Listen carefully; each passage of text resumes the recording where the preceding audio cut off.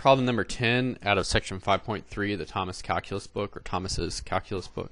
And this is an exercise in working with the properties of definite integrals. So we said, suppose that f and h are integrable, and that the definite integral from 1 to 9 of f of x dx is -1, the definite integral from 7 to 9 of f of x dx is +5, and the definite integral from 7 to 9 of h of x dx is 4. So we're just going to use properties of integrals in these known values in order to definite integrals rather in order to find each one of these values. So the first thing is oh, let me get the crayon. The first thing is that we have the definite integral from 1 to 9 of -2 f of x dx.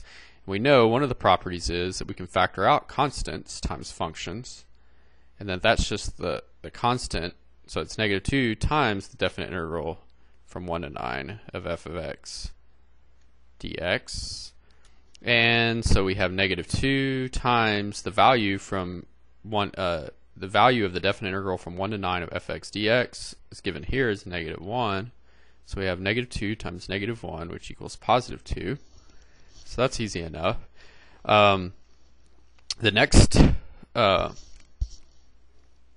one, part B, we're going to use the property that we have a definite integral from, it has the same limits of integration, of course, as the sum of functions, so that we can break that up into the definite integral from 7 to 9 of the first function dx and add it to the definite integral from 7 to 9 of the second function dx, since that's what we're given.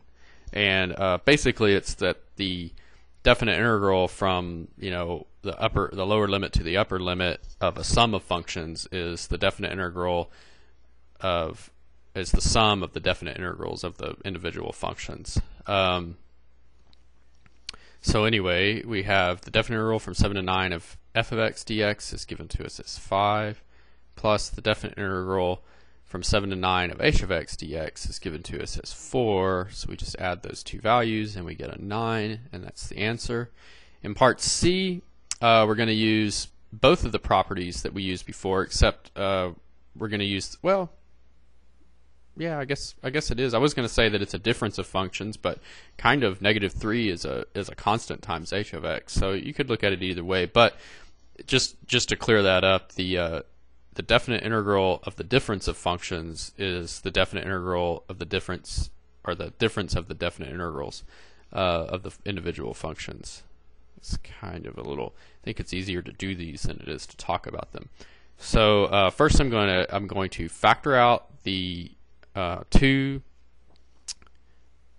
from the first integral, or the first function. So I can rewrite the first part is this, and then I can factor out that -3 from the second part. I'm breaking this up of h of x dx, and now I can just say, well, that's 2 times the definite integral from 7 to 9 of f of x dx, so that was 5, minus 3, or plus -3, however you want to look at it, times the definite integral from 7 to 9 of h of x dx, which was 4. And so we get 2 times 5 is 10, minus 3 times 4 is 12, giving us an overall value of -2. So part D, we're told the definite integral from 9 to 1 of f of x dx. Well, we don't really have that up here, but we do have a property that says if we reverse the order of integration, so in other words, if I reverse this order of integration from 1 to 9, then if I can keep it'll be the same value as this as long as I multiply by a -1.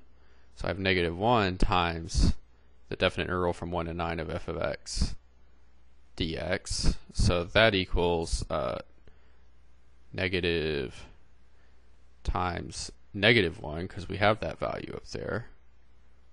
And so the value is +1. So then we go from E, the definite integral from 1 to 7 of f of x dx. Well, we're not given a value there, but we have a concept, I think they called it in this book, the additivity rule, that says that basically it would say this, that the definite integral from 1 to 7 of f of x dx plus the definite integral from 7 to 9 of f of x dx would equal the definite integral from 1 to 9 of f of x dx. And so by that note, I don't have a value for the definite integral from 1 to 7 f of x, but I do from 7 to 9 given here, and from 1 to 9. So I can actually subtract if I want. I'm gonna move this so that we have a little more room, and we'll do it in a minute. If I subtract the definite integral, oops, need the crayon, don't I? If I subtract the definite integral from well, let's just make it into numbers, because that's easier to write. Let's go ahead and change this into numbers, and that'll make it easier to write. So I have the definite integral from 9 to 7 of f of x dx equals 5, and I have the definite integral from 1 to 9 of f of x dx equals -1, and then I still have the definite integral from 1 to 7 f of x dx plus 5 equals -1. So if I subtract 5 from both sides, I get this answer that says the definite integral from 1 to 7 of f(x) dx equals -6. So now, hopefully I haven't run over 10 minutes. I'll put in part F. So we have the definite integral from 7 to 9 of h of x minus f of x dx. Oops. I mean 9 to 7, sorry. So what we're going to do is we're going to reverse that order of integration by multiplying each function by -1. So we have -1 times the definite integral from 7 to 9 now of h of x dx. And I'm going to break it up as I go and distribute that negative. So I have a negative times a negative, which is a positive, and then I can reverse that order of integration. Because and basically the reason I'm doing this is because I've been given values for the definite integral from 7 to 9 of h of x. So I have negative times was that 4? Yep. The definite integral from 7 to 9 of h of x was 4 plus the definite integral from 7 to 9 of f of x dx, I remember, is 5. So -4 plus 5 is +1, and that's how you do it.